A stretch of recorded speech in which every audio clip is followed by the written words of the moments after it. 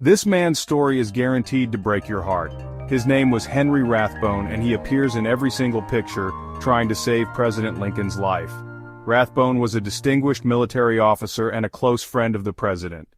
On that fateful night at Ford's Theater, he was seated next to Lincoln when John Wilkes Booth fired the fatal shot. Despite his valiant efforts to stop the assassin, Rathbone was severely wounded. His life was forever changed by that tragic event, leading to a downward spiral of guilt and mental anguish. His story is a poignant reminder of the personal toll of historical events. It is known Henry was unsuccessful, but did you know this poor man saw even worse days?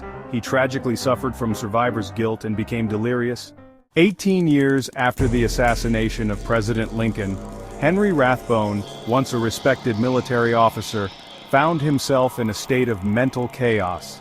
The trauma of that fateful night had never left him, and it haunted his every waking moment.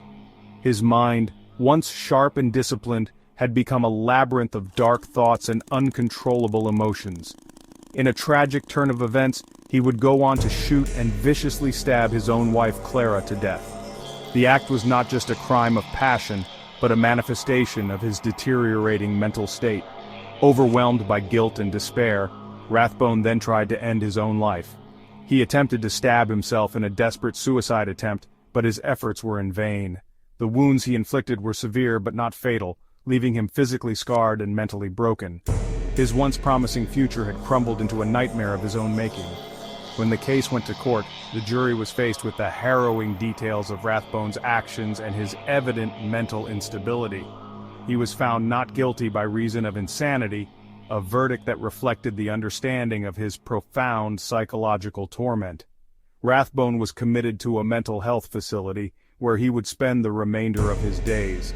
The walls of the asylum became his prison, a stark contrast to the life of honor and duty he once knew. His story serves as a somber reminder of the long-lasting impacts of trauma and the fragility of the human mind. The final person in the room, President Lincoln's wife, did not only lose her husband, she also lost 3 out of 4 of her sons at a very young age. The weight of such immense personal loss was a burden she carried throughout her life. Each loss was a devastating blow, compounding her grief and sorrow. She only wore the color black for the rest of her life, a constant visual reminder of her mourning. The black attire became synonymous with her identity, a symbol of her enduring grief and the tragedies that befell her family, and would go on to suffer from heavy PTSD. The trauma of losing her loved ones, coupled with the pressures of being the First Lady during the tumultuous Civil War era, took a severe toll on her mental health. She experienced intense episodes of depression and anxiety, which were exacerbated by the public scrutiny she faced. She was placed in a mental care facility. This was a time when mental health care was rudimentary and often harsh. Mary Todd Lincoln's struggles highlight the limited understanding and compassion for mental health issues during the 19th century. Her life, marked by profound personal and public challenges, remains a poignant chapter in American history.